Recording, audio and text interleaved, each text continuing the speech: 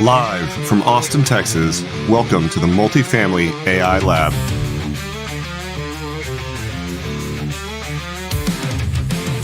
Monday at 1, the lab lights ignite. We break it and build it, we're learning on site. Push AI to the edge, see what it can do. From comps to micro apps, we're forging something new. We're live, we're loud, and we're ready to explore. No limits hold us back, we're chasing tomorrow. For multifamily pros, the future's at our door. Experimentation's the spark, we watch it glow. We watch it glow. Tune in, ask questions, and experiment on the fly. Real estate solutions rising high. We might crash, we might soar. That's part of the show. But every fail's a lesson helping us grow. It's Multifamily AI Lab Love. Together, we'll find a way to thrive. We're live, we're loud, and we're ready to explore. No limits hold us back, we're chasing tomorrow. For multifamily pros, the future's at our door. Experimentation's the spark, we watch it glow. We watch it glow. We watch it glow.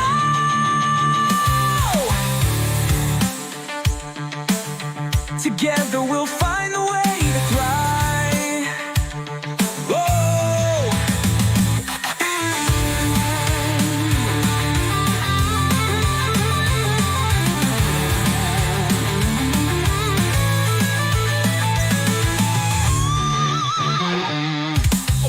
Tune in, ask questions, and experiment on the fly.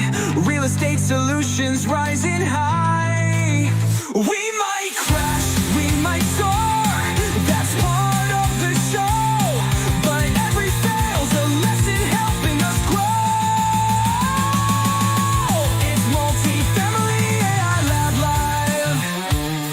Together, we'll find a way to thrive. Oh.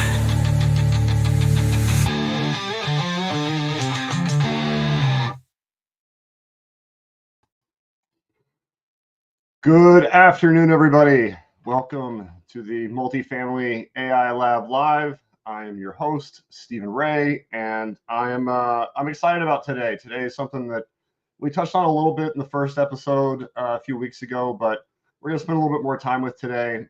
Today is focused on aggregating reviews and responses from multifamily communities together across multiple sites, and seeing what's been responded to and possibly even helping us come up with some responses. So that should be hopefully really useful. Quickly before we get into it, just for anyone new who's watching either live or tuning into the rebroadcast, what is the Multifamily AI Lab Live? It's basically where I experiment in public.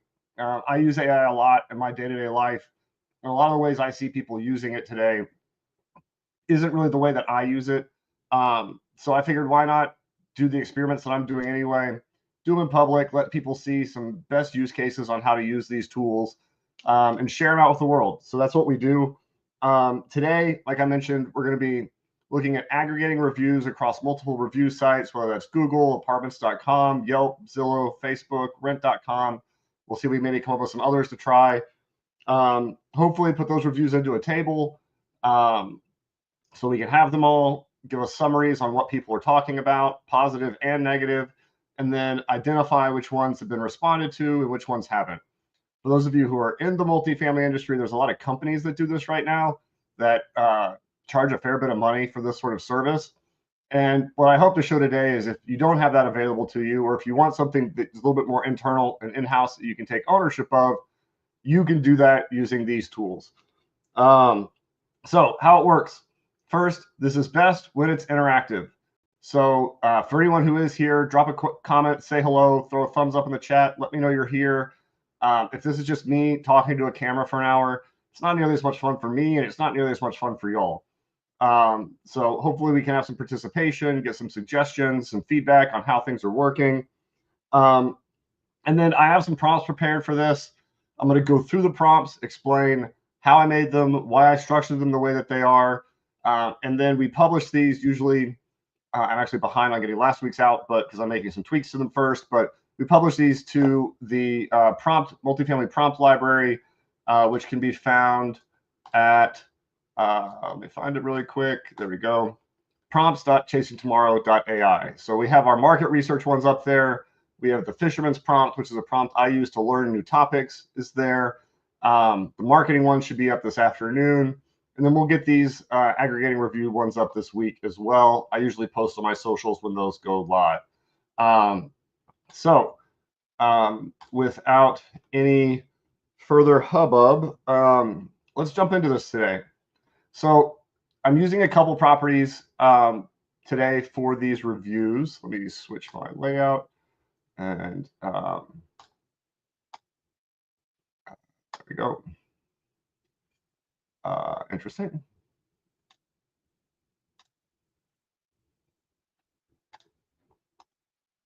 Well, that's fun. Give me 1 second.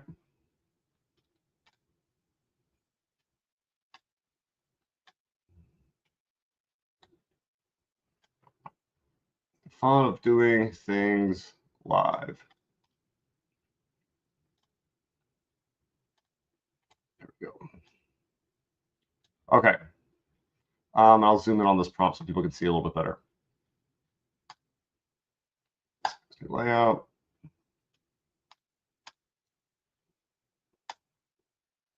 Okay. We're just going to put me on the side then today because it's not cooperating. That's all right. Let's change this view so we can see a little bit better. Okay. So special thanks again to Brendan Skaggs for letting me use one of his properties to do this. So a couple things about this prompt. For those of you who've been here in previous weeks, you know I like to write my prompts in what's called XML. XML is a programming language that LLMs seem to really like. It's a great way to organize things. It's a great way to give it a clear objective, to give it some output parameters, so that we get the results that we want. The analogy I always use is when you're creating a prompt, you need to think about it like you're giving instructions to a new employee or to an intern. They need to be detailed, they need to be specific, and don't worry about trying to keep it short. I have some prompts that I use for certain things that are, 4, 5, 6 pages long because of the level of detail I want in my response. So that's a really big part of what we do. So we have 3 prompts today. The first one's going to be on aggregating reviews. Second one's going to be looking for responses. The third one's going to be making recommendations. So this one's going to be aggregating reviews. It's fairly simple. We're giving it the name of the property, the website of the property so it can find it. It knows what we're looking for. We're asking it to aggregate and summarize. I'm actually going to change this to resident reviews because words matter. From top review sites to evaluate reputation and sentiment, consolidate them all into a table with the site that the review is from, the score, and any notes provided with the review.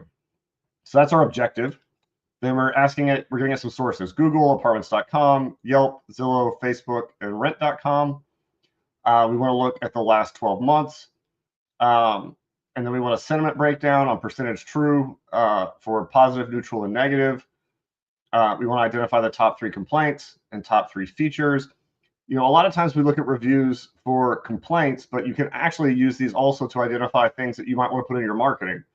So I like looking for the top things that people appreciate. Identify recent shifts in sentiment or new themes that are emerging. So those are our metrics and our parameters. And then we want a summary coming out of this. And I actually am going to move this objective of consolidate. I'm going to put it here in my output format. and the detail level high. So that's it. Today, for those of you who use X or Grok a lot, Grok and X are being a little funny.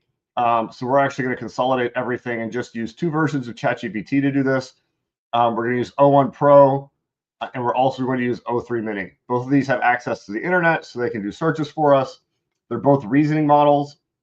O3 Mini is usually a little bit faster, but not as detailed, whereas O1 Pro takes a little longer, but gives you more detail. Now, unlike previous streams, I'm actually going to do everything in the same thread for each of these, as opposed to doing them in different threads, because they'll build on each other and they'll reference the results from the first prompt and all the future prompts. Real quickly, I will actually want to show you all how I got these prompts today, because there's always questions on, Stephen, I don't know how to write XML. Why am I doing this? So today I told it I'm doing a live stream. I gave it the summary of the live stream, what it's going to be about.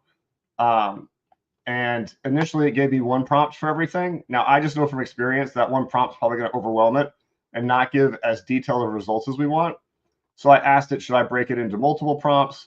And do I need to provide more details? It said yes. And then that's where these prompts came from. So I'm able to copy these from here and move them over into our use case. So no idea how well these are going to work because I haven't really tested them, but that's the part of the fun of these live streams. So let's jump in and get O1 Pro started and also get O3 Mini started. And you'll see both start reasoning. O1 Pro will give you a breakdown of what it's doing, where it's looking for things. O3 Mini does not do that. And again, you can see them here. But as I mentioned, it goes a lot faster. And a fun thing that I like to do when I'm testing stuff is to compare the results. So I want to identify which of these works better, because ultimately that's going to help inform how I use these in the future. So while this one's still running, we will take a look at what we got back on the standard and the heights from O3 Mini. So we have a mostly positive or neutral sentiment analysis. About 10% were negative. Our top complaints were the property being attractive, but noise levels and limited parking space detract from the experience. Some tenants express frustration with maintenance response times, and the perceived disconnect between rising rental costs and the value delivered. So how could we use that? And feel free to comment or chat if you have some ideas on how you might use these. We'd love to hear from y'all. For me, this would be a big flag that while overall we're positive, and one thing here's our scores. So we have a 4.3, a 4.0. That's what a lot of companies are going to be looking for in terms of their score. But I like really honing in on where we're having issues. So to me, these 2 things are related, right? Maintenance delays could be a thing that could be causing that disconnect between rising rental costs and the value delivered. It also could be that we're not doing a good job of communicating the market and the rents there, amongst our comps relative to what we're charging for our increase in rents. Could also be that they're nitpicking and raising rent like $20 when they're misunderstanding the value of a renewal. So there's a bunch of different things it could be. It's part of the fun of this business is figuring that out. But this could point you in the right direction. So we have consistent praise on the positive side for the interiors and up-to-date facilities. It's a fairly new property, so that makes sense. The responsive management and prime location. Recent reviews indicate a growing emphasis on community building features and sustainable practices. Tenants are increasingly looking for properties that balance out costs. We might ask it a follow-up question to surface specific reviews about these. So we'll do that in just a second. We have our consolidated reviews, which we peeked out a little bit before. Might hone in on some of these that are below 4.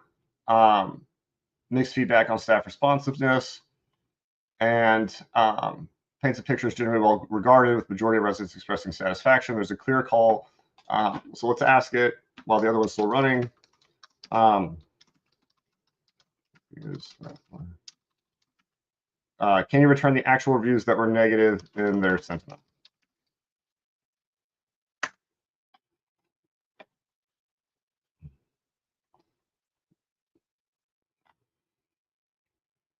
All right.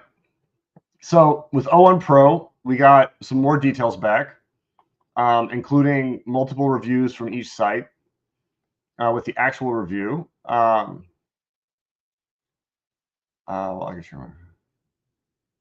Okay, interesting. I'll tell it yes. So for those of you who can read this, summaries and aggregate analysis does not include verbatim. While I can share detailed insights, I'm unable to actual review text due to copyright and data use limitations. So that's kind of interesting. Makes me wish Grok was working. We may actually try Grok in a minute, because O1 Pro is able to actually return, I guess, a little bit more detail. So here's our parking shortage review. Here's some reviews on the staff, and here's our one on sporadic noise from neighbors that we think we probably found in the previous one. We got a little bit of a different mix of positive, negative, and neutral, which to me is interesting. We may go look at some of these reviews and see which of these feels more accurate in a minute. But our top complaints are consistent: parking, noise levels, maintenance delays, location, amenities, and staff are the top strengths. There's a bit of a interesting juxtaposition between maintenance delays and friendly staff. I think for a lot of people, that's a good reminder that being friendly is not necessarily enough. We still have to perform. There's a noticeable uptick in reviews praising the property's management for responsiveness and better communication. If I don't know exactly what's happened at the property, that could be a change in staffing. It could just be a more concerted effort to generate and ask for reviews. Residents appreciate the organized gatherings, and multiple reviewers mentioned rent hikes upon renewal, although most still perceive the value as favorable. So that's interesting. Let's see if O1 Pro can return the actual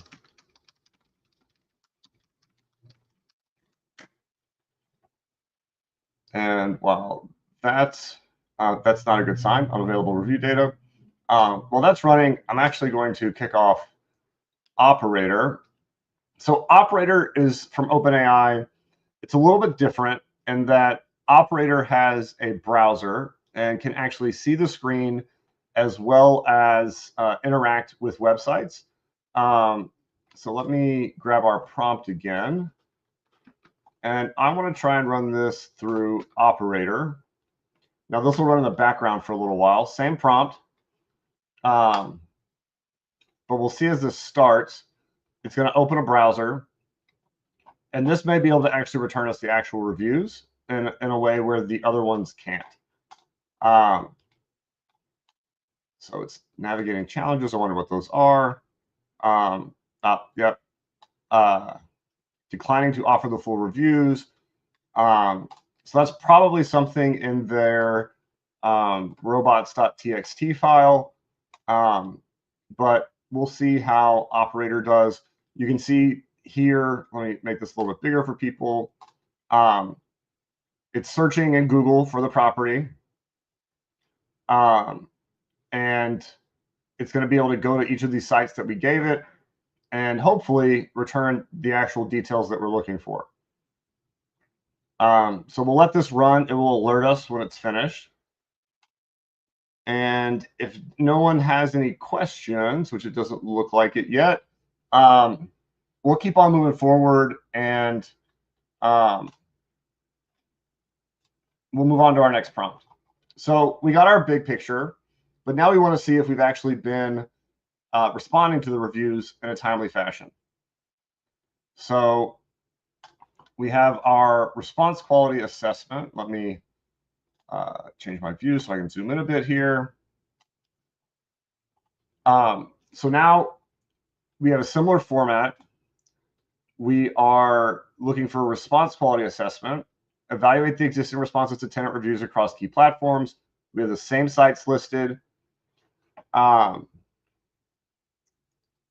So Mike had a great comment. We automated this step with a scraper to pull the reviews via API. Works way better than having the AI try to read the reviews directly. I actually completely agree with you, Mike. At some point, I'll probably be doing something here where we're scraping things and doing a little bit more of the API side. I'm trying to keep this stuff as best I can kind of front end accessible for people who are less familiar with AI or don't necessarily have engineering teams to do this for them. But you're absolutely right that there are better ways to do this that works really well. For those of you who don't know, Mike's the founder of 30 Lines, who's probably the go-to when it comes to websites and property marketing. I could not recommend them more. Mike's super innovative too, so he's a great follow on LinkedIn. He's always posting really good content there. So would definitely encourage anyone who's not following Mike Whaling to do so as well. If you're in LinkedIn, you can probably get to him off of that comment he just made. But big picture, completely agree. Especially for a company, it's very possible to just write a program that does this for you and can pull the APIs. There might be API call costs there, but those are usually fairly minimal.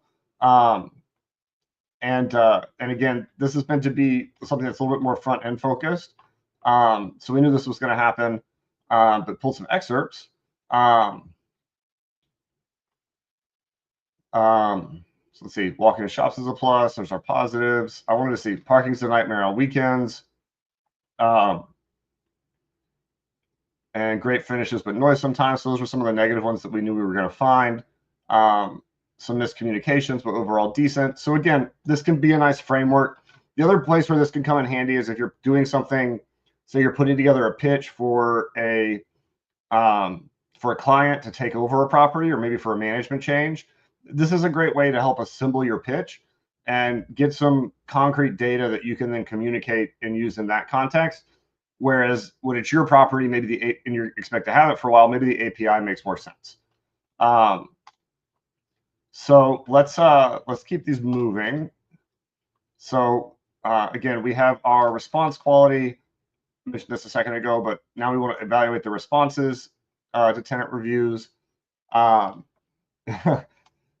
you, Mike. I'm sure if you go back through my content, there's a lot of testimonials and kind words. You know, I'm a big fan of what y'all do, so I appreciate that. You are more than welcome to use that as a testimonial on your website. Mike is one of the best in the business. So let's get these response quality assessments going, and we'll see what we get. Again, part of the fun with this is we don't really know. And let's see how operator's doing. It is still running. Did we hit a delay? Nope. It's nope. We're still going. So we will let you can see all the browsers and operator, all the different tabs from the different pages it's going to. Again, I'm a huge fan of operator. For anyone who has like a VA or something like that, you could probably replace it with operator in a lot of cases, because you can fire off 5, 6, 7 of these and have them just kind of running in perpetuity in the background to book you a table or do whatever it is that you need to do. It does take a little while because it's very thorough. You can see all the different sites it's gone to. The other cool thing operator does is it records this, so you can go back to it and review it and see what it did. You can also, if we hit a CAPTCHA, like we just hit, I can take control temporarily, and it should load this pretty quickly. And I can press and hold to confirm that I'm a human and not a bot, and then I'll let the bot keep going. That's the first capture of that sign of that. What? Try again.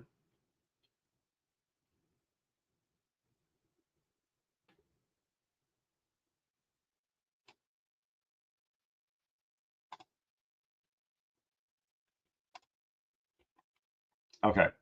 We'll see if that fixed it.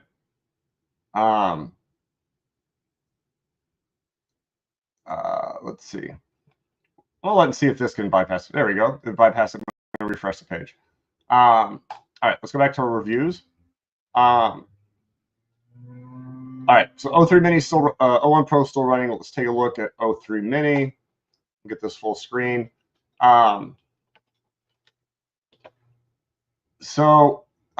Evaluation responses. Apartments.com, about 40%. Timeliness was acceptable, but quality needs improvement. Hopefully it gives us some details on those. They got 30% on Google, 50% on Yelp, 35%, 25% on Facebook. Apparently these were better responses, but I would say if these numbers hold up, and hopefully we'll be able to actually see that a bit with Operator, that's probably a red flag for the team, that they need to be a little bit more on top of this in terms of their responses. Key observations: a significant number of reviews, particularly on Yelp, have not received any management response. This lack of engagement can negatively affect prospective tenants' perception. I completely agree with that. Again, another great place where you can use these tools to just kind of see what's going. So Google reviews and Facebook are prompt responses, while Yelp and Rent are slower, with several waiting over a week. For me, this would be something that I would be having my manager, my leasing agents do, ideally daily, but if it's a busy office, maybe you're doing it a couple times a week. What I don't like doing is farming this out to a third party. That's just me personally. I feel like you just lose a ton that you don't necessarily need to be giving up. I think giving any part of our sales pipeline to AI or to third parties right now is just candidly kind of foolish, because it's the most important thing that we do. If we don't have new residents coming in, if we're not managing our reviews, ultimately that is emblematic and a major symptom of properties that are struggling. And I know there's a lot of properties struggling today. So improvement suggestions. Just one of the great things I wanted out of this is increased response coverage, which I don't think any of us would argue with. Enhance the timeliness, improve the response quality. And I like that it mentions being empathetic and detailed. A little trick that I was taught years ago is you can appreciate things without agreeing with them. So you can put yourself in their shoes and say, I could appreciate that, while still coming back. And if it's not a valid, there's other factors that were at play. But in general, with reviews, you want to be positive, because remember, these are going to be seen publicly by everyone. Integrate feedback mechanisms, use review responses as a feedback loop. But definitely agree here. And even if a lot of times we'll get reviews from residents who we haven't heard from, right? Like maybe the parking one, going to that review and responding is a great way to get that person maybe come in the office and see what you can figure out. If they have guests regularly, maybe you can lease them a parking spot that's not typically leased for a lower rate, so they have a dedicated space for their guests who are coming to visit. And then monitor your trends across platforms using something like 30 lines. There's other companies out there that do that, or possibly using these prompts yourself.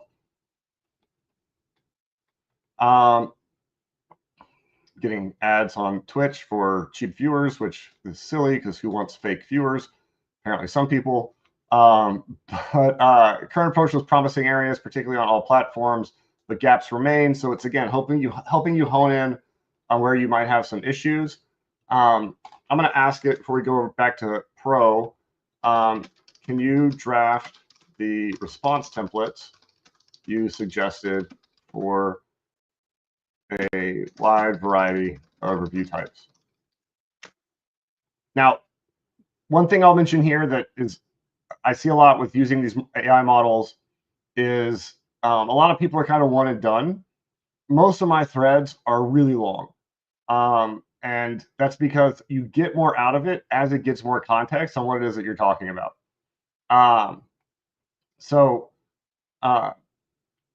Depending on whether or not you like the dear tenant name, some people may not like that. You'd probably be just okay with this bottom section. But I actually kind of like this review. And if you use GPT 4.5, you might get something that's even a little bit more empathetic. That's the one thing that GPT-4.5 is really good at compared to some of the other ones. Now, a caveat I would have with your generic reviews, I would not use this same review for every response because it looks formulaic and boring. But you can use this. Let's actually see if we can do that. We can say, we can take this review and say, update this review template to be more unique for my use today. And while that's running, we can go back and look at some of these other ones. So we have our noise complaint response. Again, acknowledging the issue, and then looking at ways to, now, if this isn't true, you don't want to lie in your reviews. So maybe that's something that you cut out. And I just emphasize, I'm not a big proponent of just cutting and pasting straight from AI, but I work a lot better when I don't work from a blank page. So all of these will probably require some sort of tweak or something that's specific to your needs, but it is something that gets you started and at least gives teams something to work from and maybe do what we just did, hopefully, that we see at the bottom here once we get there, to customize it, make it speak specifically to that review. But if you start with a template and tweak it that you're comfortable with, you're going to be more consistent and get better results, and people won't overthink things. They also will avoid being defensive, which usually gets us in trouble. So this one I actually really like for maintenance delay response. Thank you for your feedback. We apologize for any inconvenience. We recognize that timely repairs are critical. Your experience is guiding us to make meaningful changes. We'd like to speak with you directly to ensure your concerns are fully addressed. Please contact us, or you could even just say this, come visit the office as well. Same thing with parking complaint. Again, very good starting point, especially if you are exploring several options. If you have 2 or 3 negative reviews for this, it's probably something where you want to explore more options and find some solutions. All right, this was one I was interested to see what it came up with. Rental price increase and value concern. This actually isn't that bad. I think this last sentence actually drives a lot because it's saying we want your input and feedback on ways this could be better. So that definitely, again, is being pretty empathetic to their issues.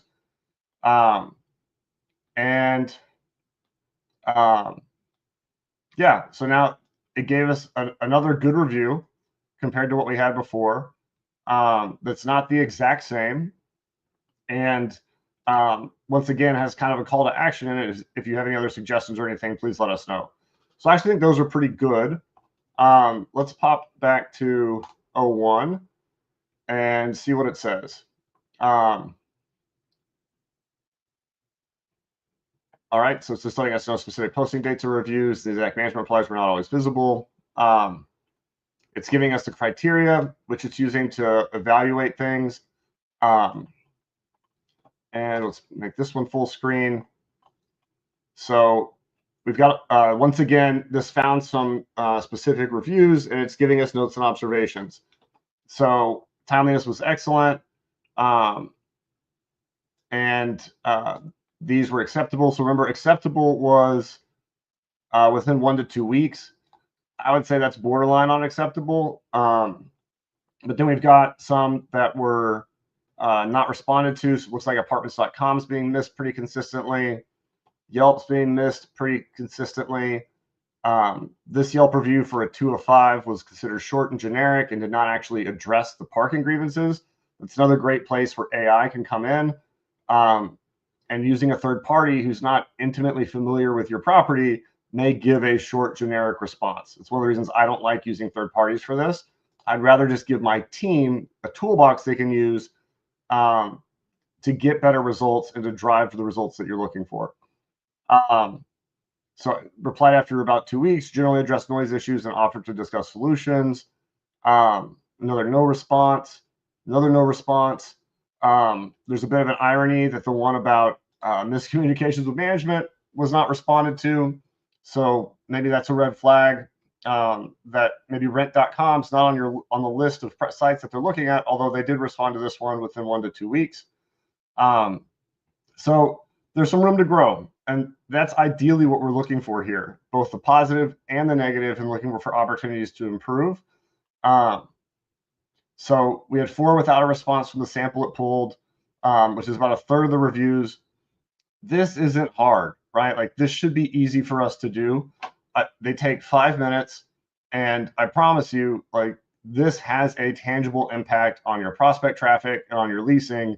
There's been a lot of talk lately about how do we unwind from these really expensive tools like ILSs. Well, this is one way that you do it, is you show that you're responsive, because we know that the majority of prospects are looking at reviews.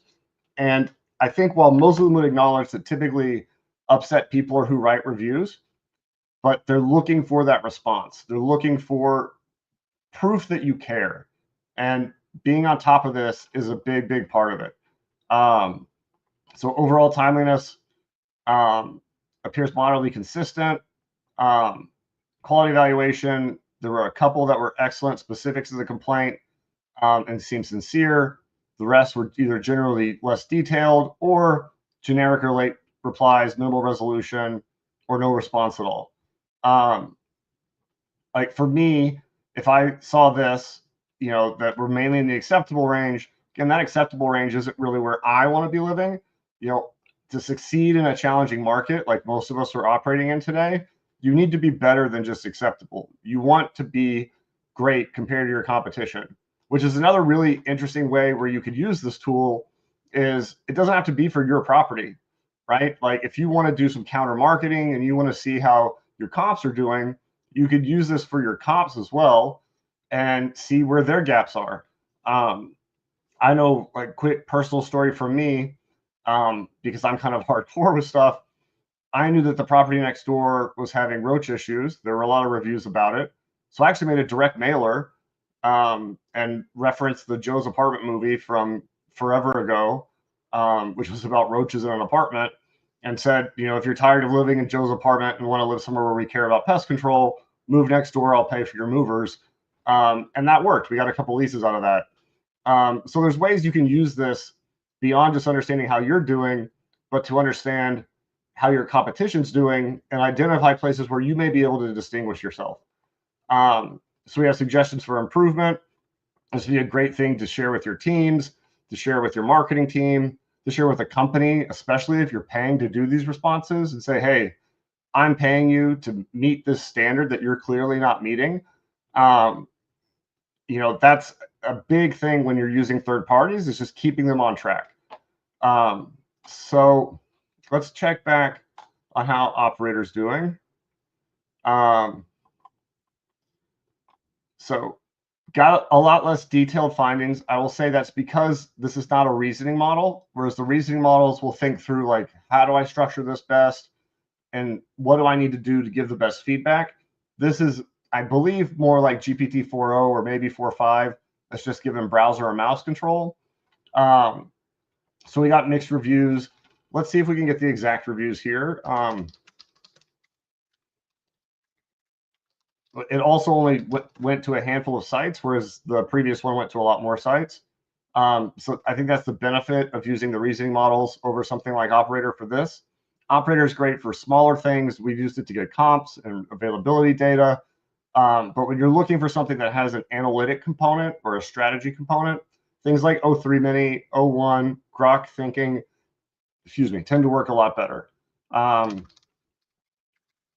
Exact reviews that scored under or scored 3 stars or less.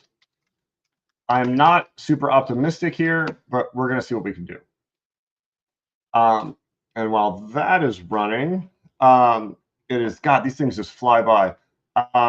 It is 1:40. I'm going to pause for a 90-second break from our sponsor, Guided, and then we'll be right back to wrap this up. Have you ever wished creating training for your multifamily team, adopting new technologies, or sharing compelling product demos and support content was easier? I know when I was running the training and tech at RPM Living, I definitely did. That's why I'm excited to be introducing Guided. the innovative tool that transforms your browser activity into interactive tours, easy to follow step-by-step guides, and captivating how-to videos, all from one recording. Say goodbye to complicated software.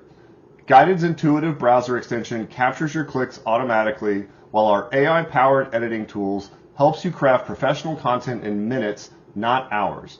Our powerful playlist feature lets you effortlessly organize your training content into clear, role-specific, and use case-specific reference materials.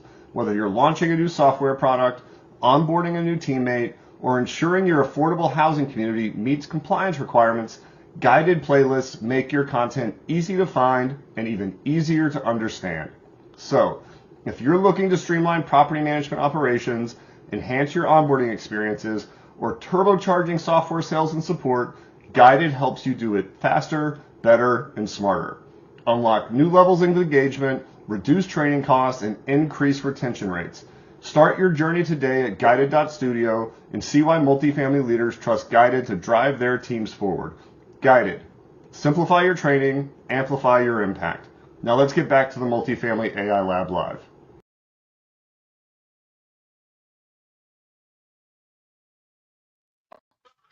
All right. Welcome back, everyone. And thank you to Guided, which is weird because I'm kind of thanking myself, but that is what it is. So let's look at our last prompt for the day, which should work out pretty well time-wise. This prompt is reputation insights to action. Again, same format, consistent format, but we want to convert insights from the tenant review and analysis into practical, actionable strategies for operational marketing improvement. Now, one of the perks of us having done everything in one thread is that we're going to be able to take everything that we've already done, and that will actually be incorporated into this as well. So we'll convert the insights into practical, actionable strategies. We'll suggest detailed operational solutions. We'll craft response templates. I forgot I had that in here, so we didn't need to do that necessarily previously. And then we'll make some marketing recommendations. And again, a great place to use this would be to develop counter marketing strategies, which is something we did last week, against our competition to try and find ways to be a little bit more direct and actionable in what we're doing. So we've got these prompts. Let's get them started. We know O1 Pro is going to take a little longer. And we'll let those run while we see, we've been blocked. That's unfortunate. But it's going to go back to being on its own and keep searching. So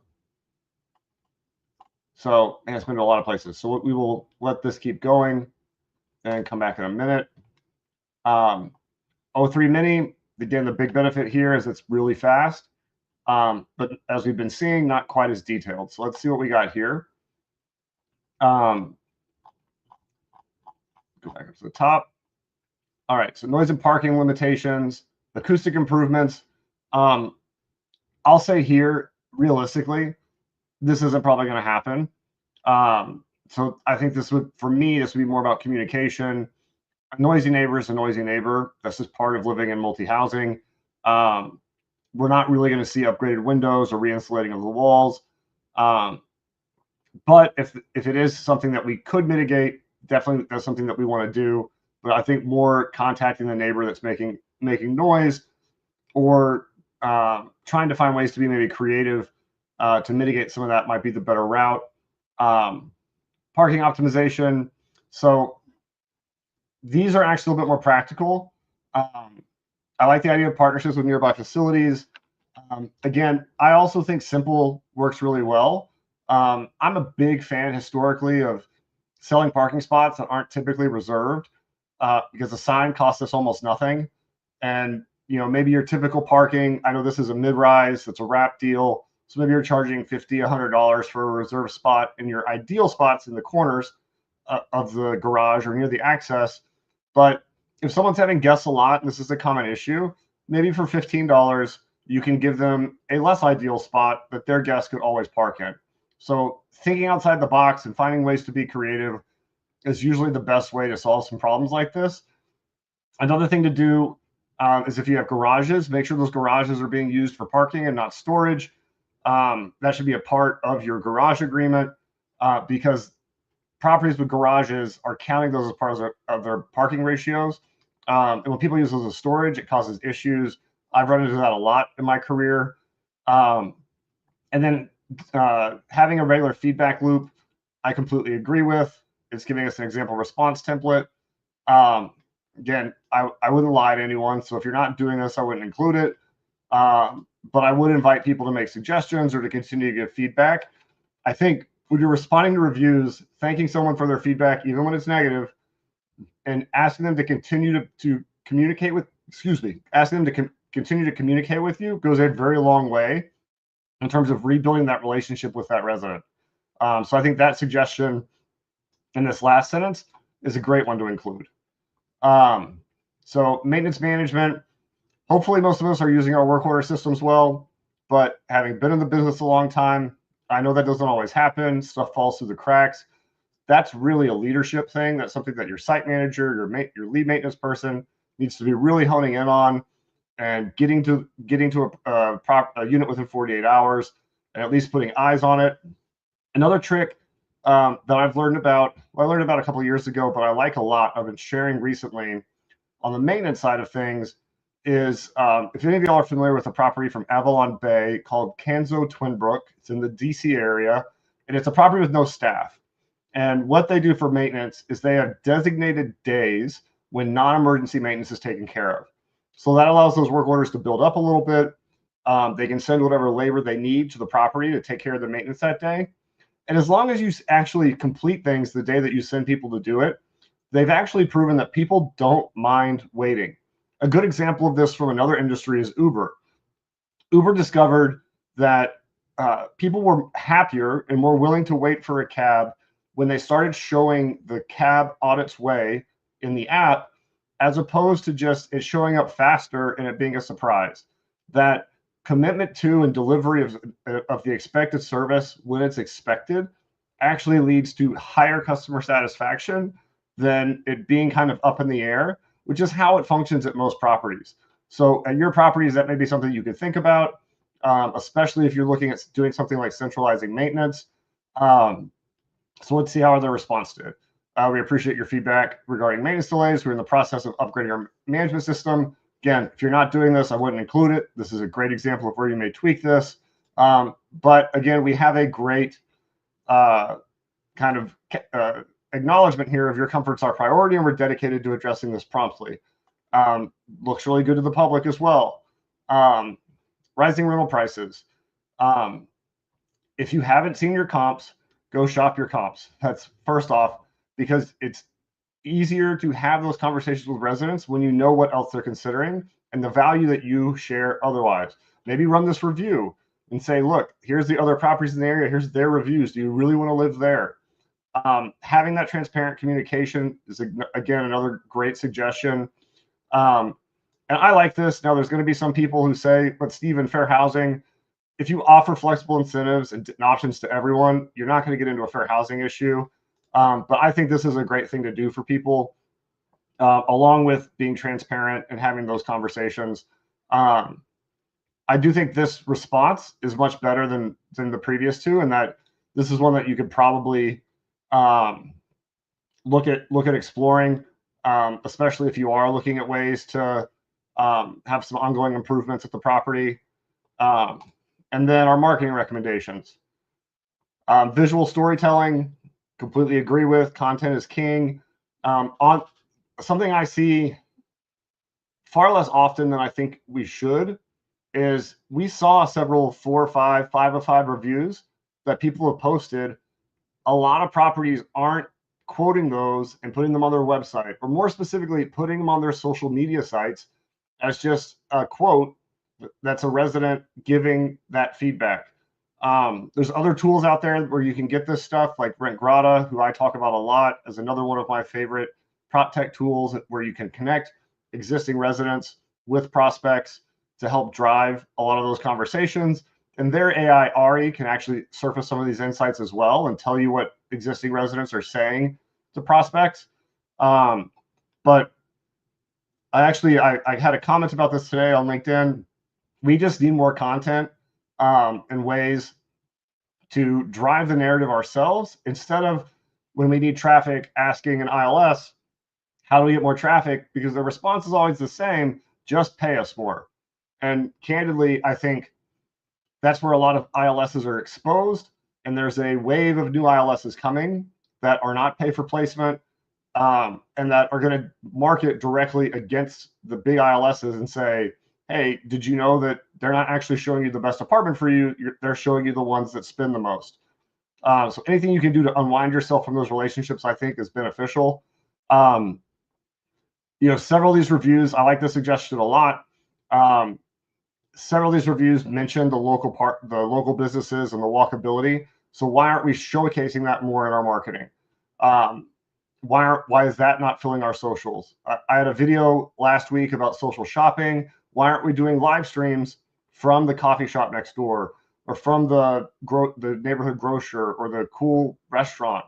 All those sorts of things can definitely drive more traffic. Geographic targeting is another one that some people kind of get stuck on when it comes to fair housing. But if you're just targeting the area around you, you have a reason that's not because of their race or sex or sexual orientation, et cetera, et cetera. If you're just targeting the businesses in your area within a 1.5 mile, 2 mile radius, you should be fine. And then being transparent, interactive platforms. I mentioned doing lives can be a huge way today. Social shopping is going crazy in China. It's growing crazy here. There's people making hundreds of thousands of dollars selling shirts and makeup. Why can't we use it to sell apartments? And then case studies is not one I would have thought of, but I actually kind of like that, of showing how those specific resident concerns were addressed. I think that's actually a really good idea, and not one that I would have had that you could put into play. So I think O3 Mini here kind of wins a bit. Let's see how O1 Pro did. We'll scroll up. So we have our pain points: parking, inconvenient guest parking policies, frustrated towing enforcement rules. So implemented digital parking permit system. I actually think that's something that they've been complaining about with the guest system. So maybe talking to that vendor and seeing if that vendor has any suggestions, because I like leaning on experts. So I think that's, while they do this at this property already, going to that company that you're using and saying, we're getting complaints about this, we need to fix it. What are you doing at other properties? Have you done anything unique or creative to solve this problem? And that can make a big difference. I like this reconfiguration, especially conducting a usage audit. That's where things like I mentioned with garages can come into view. Making sure your signage is up to date. And then especially if you have daytime businesses, this is a great suggestion if the issues are bubbling up at night, which they appear to be based on what we saw previously. And then enhanced communication. This to me is a big thing, because we tend to tell the property things once and then assume everybody saw it. But if this is an issue, being consistent and sharing this often, whether that's in your elevators or your common areas, or we have all these TVs in our properties that are on HGTV or Food Network or off all the time, why don't we turn those into a digital billboard where you could be speaking about these things? And then over communicate and ensure that enforcement's consistent. And then I like this: schedule an open house. I like doing what I think of as town halls when I first take over properties, but also like every few months, where people can come in and you can hear them out, and you're not having to communicate them with them exclusively online. You can get in front of them and see if you can solve some of these problems. Maybe they have ideas that you haven't thought about. So our noise levels, weekend noise from neighboring units or common areas, occasional party disturbances and shared amenities. Now, I mentioned that there's noise things that are hard to solve, but like street noise. However, weekend noise from neighboring units or occasional party disturbances are things that we can solve.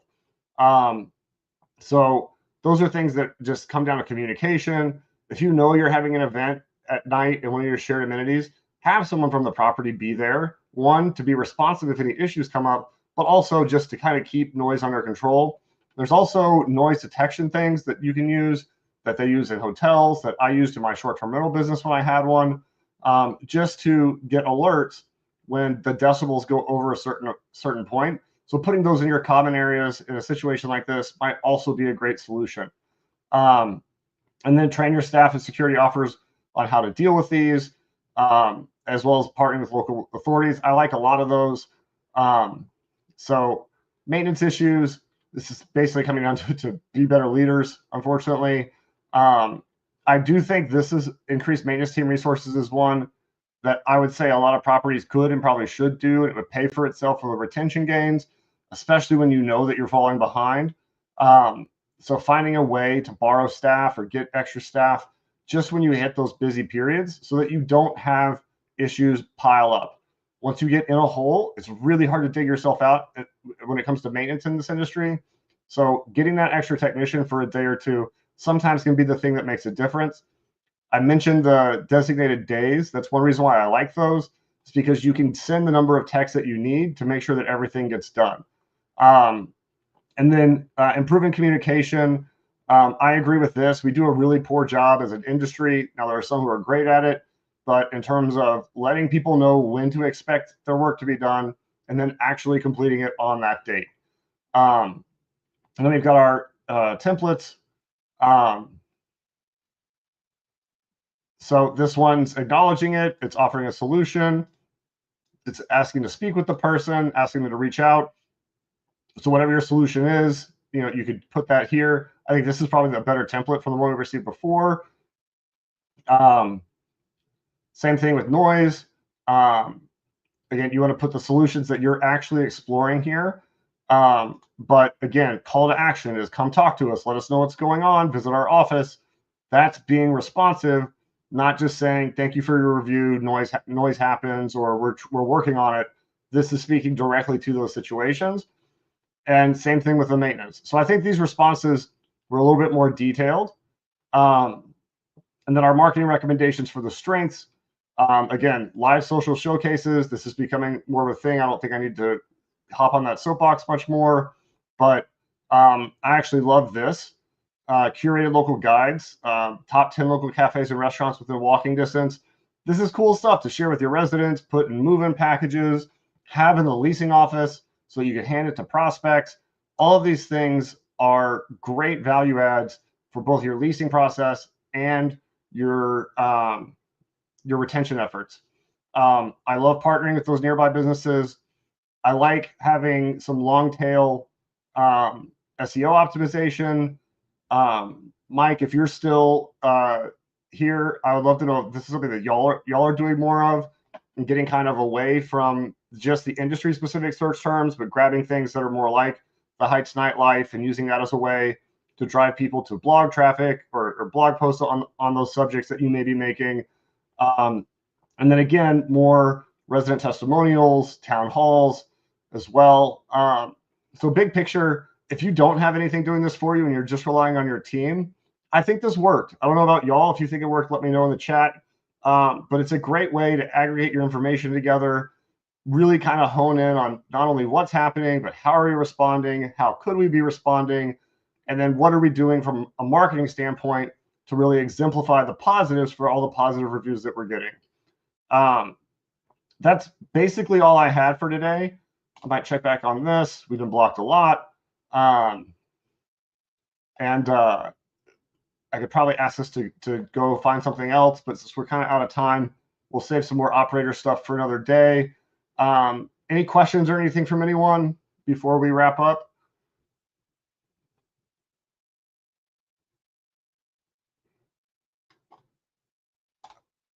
All right. I'll mention one thing for me that's not necessarily related to guided, but this QR code in the corner. I am available for consulting services, whether that's on tech, portfolio growth, or just operations overall. So if anyone is looking for help, whether you're a small management company or a big management company, implementing some of these things in your organization, I can help. I love to help and would love to help. So scan that QR code. You can schedule 30 minutes with me to talk about some of the challenges that you're facing and talk about ways that you might be able to overcome those. But it looks like we had one comment. How would you make the case to non-marketers for the ongoing investment in general content beyond the basic SEO that's targeted towards in-market shoppers? That's a really, really good question, Mike. And I will first acknowledge that it's really hard. I think finding examples of places where they've done it. I talk a lot about Mark Taylor and Dustin Lacey, Mark Taylor being the company, Dustin Lacey being the person who led this effort, and how they've gone more brand and content, seen their traffic go up, and they've been able to unwind themselves from ILSs and some of that spend.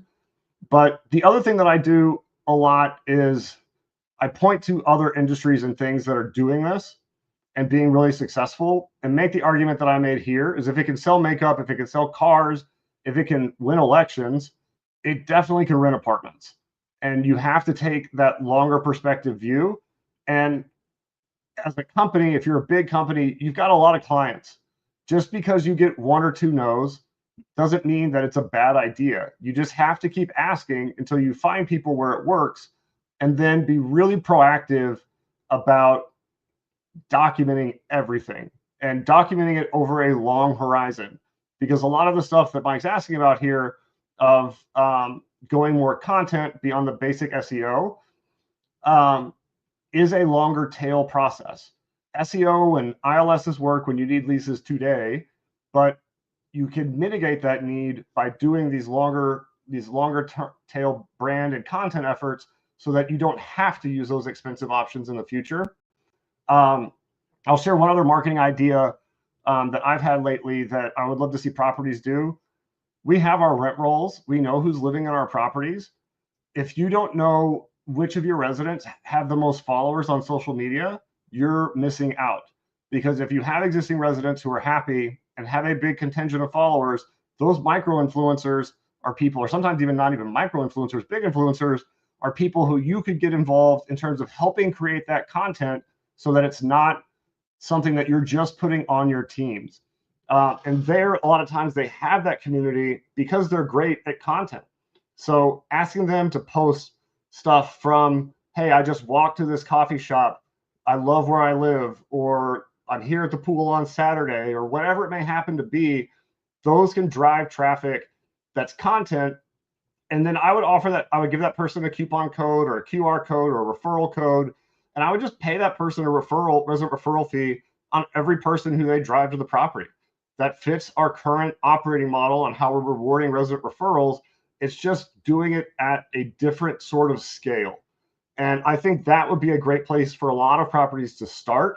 Print your rent roll, drop it in this, Excel, or export it to Excel, make a column for TikTok, Instagram, Facebook, X, and then just go find them, right? Do a few searches and find the ones that have the most followers, and then go to them and ask them to create this content for you so that you're not just dropping that burden on your teams.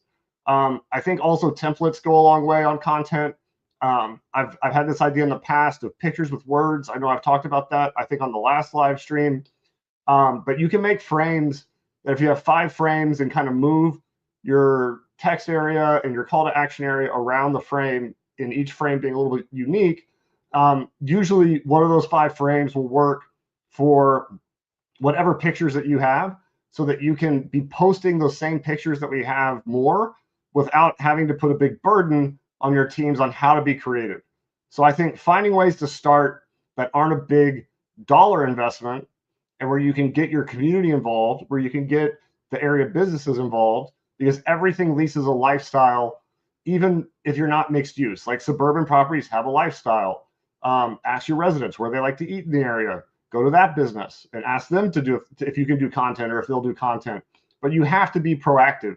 And so much of marketing today has become really passive, that we're going to put this stuff up and wait for it to come to us, which is what gets you in trouble. Whereas when I was working on site, I was 2008, we had to go manufacture traffic. We had to find ways to get people to come to our properties. And getting back to that with today's methods with content is easier than ever. So that would be my response, Mike, is case studies, but find ways to do it that are cheap, free, or low impact to the day-to-day initially. And as those start seeing success, then you have the ability to make the case to start making that big investment. Last thing I'll say about that actually is so many Class A properties have these 3-minute lifestyle videos, and they post on their website, and maybe they post on their social once. But when I see those 3-minute lifestyle videos, I see 15 other 10-second videos that could have been made in post-production that are perfect for YouTube Shorts or TikTok or Instagram Reels that you could be using to drive more traffic. And you've already got the content. You just have to do another run of post-production, which shouldn't really cost that much money. So that's another way that's low cost, high impact to just increase your volume of content. And as you start to get traction, it makes it easier to make that case to property owners to say, look at the benefit we're seeing over the last 6 months since we've been investing in this. Maybe we should spend some more dollars that way or reallocate some of our marketing spend from an ILS to more of these efforts. So great question, Mike. I think that's all we got today. I appreciate everyone who was here. Thank you for everyone who participated. We'll get these prompts up for y'all onto the prompt library here coming up over the rest of this week. We have marketing prompts as well that will be going up today from last week. So thank you, everyone. Have a great rest of your day. And with that, we will drop the song one more time, and I'm out. Thank you, everyone.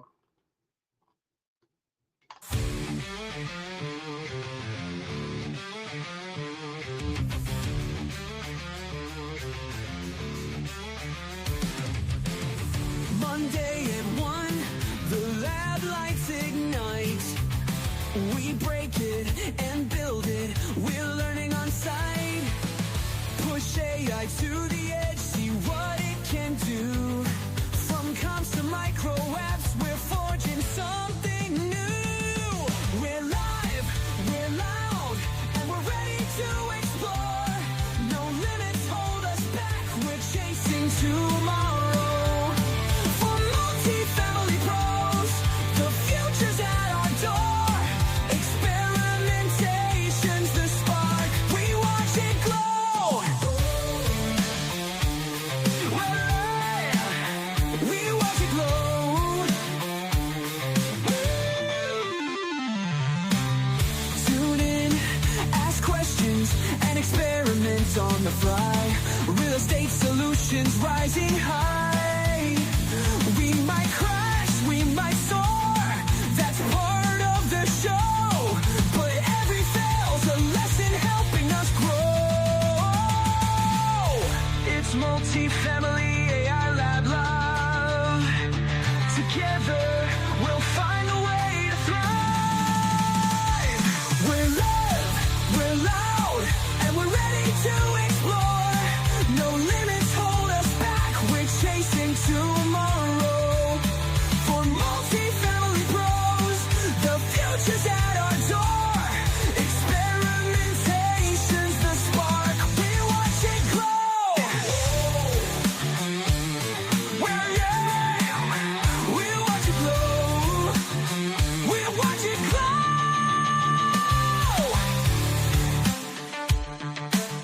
Together we'll find the way to thrive. Whoa.